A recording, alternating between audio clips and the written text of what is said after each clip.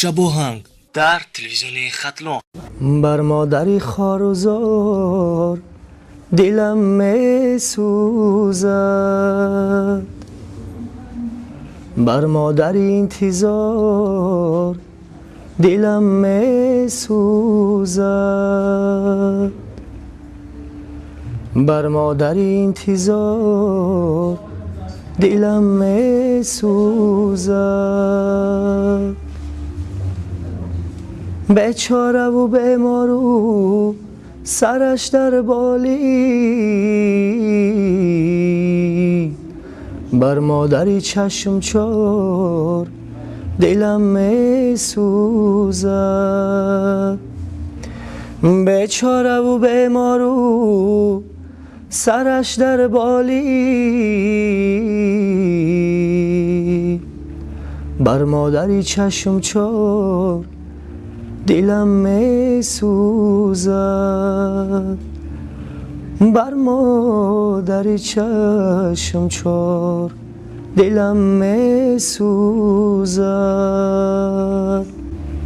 تشکر، بهترین صدایتان خسته نباشد. راستی این آهنگ رنگ یک قصه باره بگیم هم خطا نمیکنیم که میتونم درباره قصه بگوییم که قهرمان این متن کی است و طوری که بیننده ها شنیدن، یک مادری که مثلا دل فرزندش می سوزد و شاید حالی دارد که به این باعث. راستی قهرمان قصه هم خودم هستم.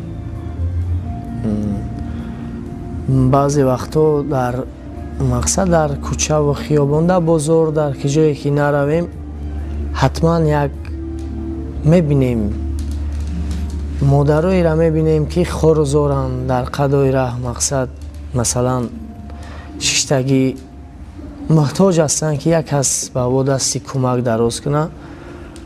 راستی یک چند وقت می در فکرم بود، یک روز همی خیلی یک مادر سبب شد بگیم که هم دیدم در قدی ره ششتگی و مقصد محتاج همجا نگاه داره که یکون کس به ما دستی کمک دراز میکنه نمیکنه.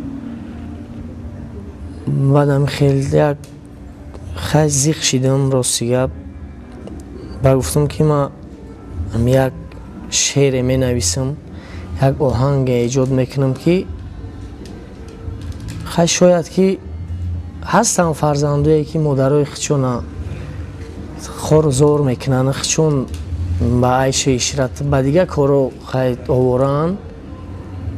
شاید گفتم هستن فرزندایی که با همین شعر همین سخنو سبب میشوه که مقصد با خیلی ایامو رها میگردن،